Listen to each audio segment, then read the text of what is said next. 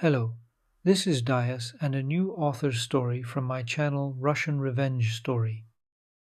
Saveliy Petrovich, the owner of a large IT company, was a powerful man in every sense of the word, both externally and internally. He was a solid and tall man, looking at whom for some reason a bear immediately came to mind, big, with a good-natured expression on his face, but no one knows what will come into his head next. And Saveliy Petrovich simply adored holidays. He sincerely believed that all these corporate events and joint outings in nature unite the staff into one team, which is then capable of moving mountains in work. It must be said that Saveliy Petrovich's desire to unite the team was crowned with success, but not completely. Everyone united, so to speak, collegially. Programmers with programmers, accountants, and economists also had their own get-together, but still the center of the universe was Svetochka, the boss's secretary. It was to her that the strings from all departments and finishers were drawn as to the person closest to power. It was precisely to such a close-knit team that the young cleaning lady Nastya came to work one day. The girl Nastya was simple, without any ulterior motives or equivocations. In the orphanage where she was raised, no one taught her etiquette. Therefore, having briefly nodded to the security guard at the entrance, she resolutely rushed straight to the office with the sign, General Director Romanov Saveliy Petrovich. "Girl, wait, where are you going?" the security guard shouted after her, trying to stop the visitor. "Did you have an appointment?"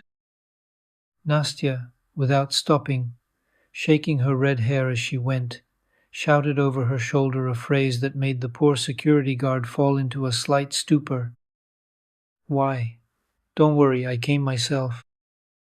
While the security guard was digesting what was happening, she had already decisively pushed the heavy oak door and literally burst into the director's office.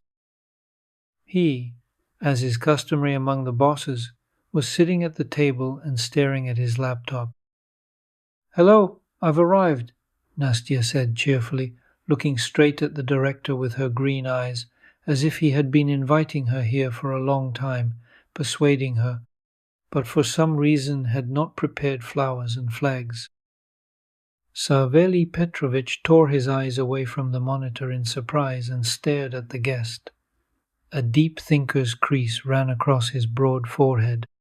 The director tried to remember when he had invited this little brat in old, holey jeans, worn-out sneakers, and a stretched-out sweater in spools. But somewhere in his brain a second voice sounded reproachfully. "They greet you by your clothes and see you off by your mind." That's how he seemed to have been taught as a child. "Please remind me, what was the occasion we were supposed to meet for?" Saveliy Petrovich asked politely. "I need a job," the redhead said, her nose proudly in the air. Saveliy Petrovich immediately smiled, as if he had won at least a plane in the lottery. "And if it's about a job, then that's not for me. That's for the HR department. You need to get out of this wing of the building." But the impudent young lady didn't even let the CEO finish speaking, interrupting him mid-sentence. "I was there. They told me that there was nothing for me, but I really need a job. You don't want me to die of hunger right on the steps of your office, do you?" Saveliy Petrovich was even somewhat confused by such pressure. "And why mine?" He couldn't find anything else to say. "Well, at least because I'm hungry and I want to eat." Saveliy Petrovich, oddly enough, liked such directness, and he, calling the secretary, ordered, "Svetochka, please make a glass of strong sweet tea and 3 sandwiches for our guest." "No, coffee and 6 sandwiches would be better," the red-haired woman corrected him. Saveliy Petrovich nodded condescendingly and said, "Yes, Svetochka, then coffee and 6 sandwiches." Svetochka did not answer. She was not used to contradicting her superiors, but her face showed such arrogance and contempt for the red-haired ragamuffin sitting opposite the boss that her thoughts were clear without words. Svetochka snorted and proudly trotted out of the office on her thin little seats. And the red-haired woman did not fail to speak out, simultaneously leaning on her coffee and sandwiches. How do you tolerate this? If I had snorted like that in front of our Varvara Stepanovna, I would have gotten a slap on the back of the head long ago. Who is Varvara Stepanovna? Saveliy Petrovich asked, watching how deftly the guest dealt with coffee and sandwiches, and dialing the HR number. Varvara Stepanovna is the director of our orphanage. Ah, Saveliy Petrovich joked. Then I urgently need to invite her to be my deputy. Who do you want to invite as deputy? The voice of the head of the HR department, Nelly Valentinovna, was heard in the receiver. I'm just kidding.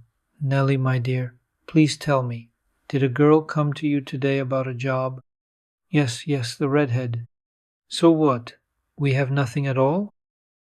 Saveliy Petrovich listened attentively to everything that the personnel officer had told him, wrote something down on a piece of paper and looked up at Nastya, who had had her fill of sandwiches and was now sitting sprawled in a chair, looking absolutely satisfied. You see, here's the thing. We don't have a high turnover of staff, and at the moment there's only one vacancy, a cleaner. And that's for the duration of the main employee's maternity leave, he told the visitor in an apologetic tone. Nastya nodded happily. That'll do for me. Then go back to Nelly Valentinovna, write a statement, and I'll warn her now. So Nastya got her first job in her life. She tried to do everything well, correctly, scrubbed, washed, cleaned, but she had no one to unite with in this friendly team. Thanks to the efforts of the vengeful Svetochka, everyone called her a doormat behind her back because the girl always wore the same clothes and never even went to a cafe, and during lunch she sat in her corner and chewed some sandwich. I am amazed at such greed, Svetochka exclaimed, rolling her lovely eyes to the ceiling and batting her painted eyelashes. It seems like we are all paid well here. You can spend money on a decent lunch in a cafe. They really did pay well.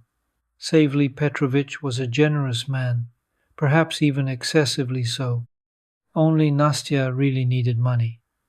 The thing was that the girl took care of her younger sister, also a graduate of an orphanage, whom she pulled with all her might, denying herself everything. Nastya hoped that Marinka would definitely study to become a doctor, as her mother had once dreamed of.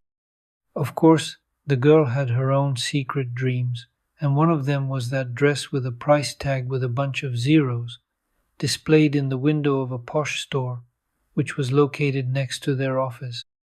And every time, passing by the window, Nastya stopped and admired the dress.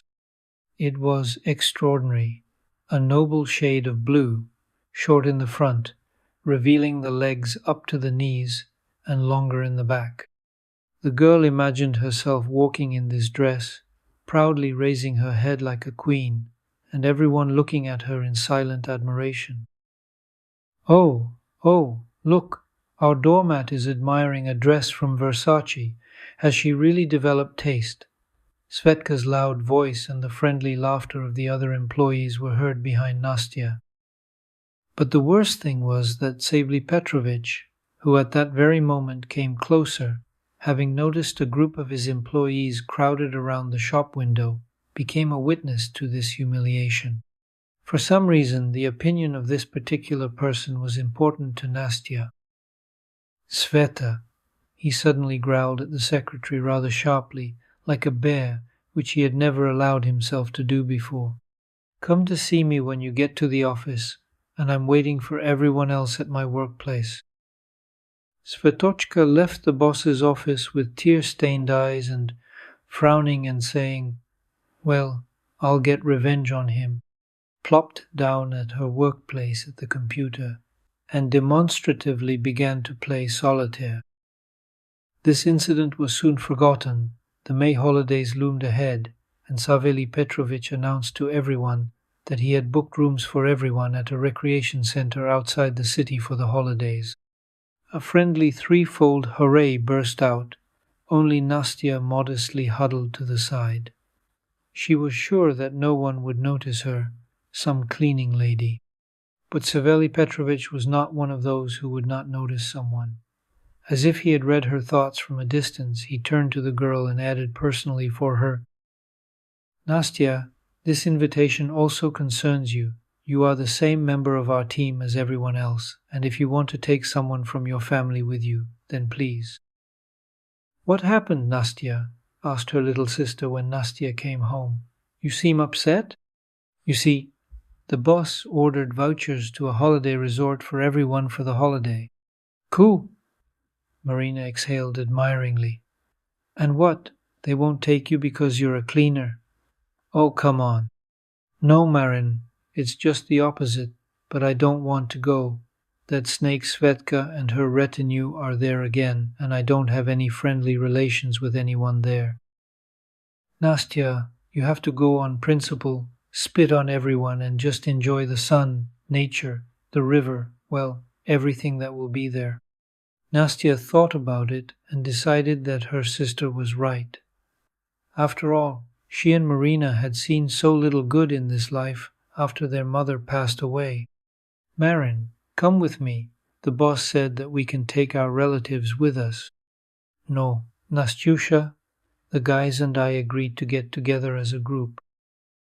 The day came when all the colleagues were at the office with their bags. While waiting for the bus, everyone was joking and laughing, and Sveta didn't pick on Nastya this time, only occasionally throwing angry glances at the girl and whispering something with her office girlfriends. Nastya simply sat down to the side on a low wrought iron fence and turned her face to the sun. Nelly Valentinovna settled down next to her, stretching out her legs, and also turned her face to the rays. Saveliy Petrovich soon appeared. He got out of the car not alone, but with a boy of about 5. "This is Kolenka, the director's son," the HR officer confidentially told Nastya out of the blue. "He's raising him alone. His flirtatious wife left him and went away with a fitness trainer." "What about the child?" "And she left the child with his father. He turned out to be superfluous to her. But on the other hand, he is better off with Saveliy Petrovich. He is a good dad." Nastya felt a painful pity for Kolenka. No matter how you look at it, no matter how good his father is, it doesn't matter. The child is an orphan, since he is growing up without a mother. She sat and kept looking at the baby, whom Saveliy Petrovich left under Svetka's care, and for some reason he himself went to the office. Svetka, it seemed, completely forgot about the baby, carried away by another chat with her friends. She didn't even notice how the boy approached the lawn. Of course, there was nothing terrible about this, if you don't count the stray dog, who was enthusiastically looking for something under the tree. The boy, letting out a joyful cry of "dog," fearlessly rushed towards the dog. The dog became wary, let out an angry growl, and rushed towards the baby. Nastya was next to the boy in the blink of an eye and picked him up in her arms. The dog clearly didn't like this, and without thinking twice he viciously grabbed her leg. Nastya screamed in pain, but she didn't let go of the child. Then the dog, jumping up, tried to grab the girl's hand and at the same time knock her down.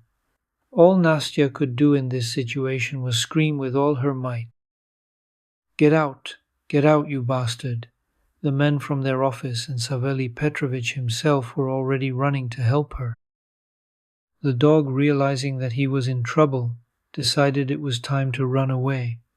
The dog finally left poor Nastya alone and, with its tail between its legs, rushed away.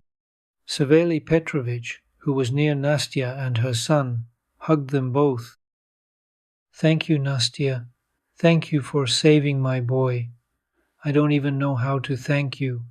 You're all covered in blood. I'll take you to the hospital now.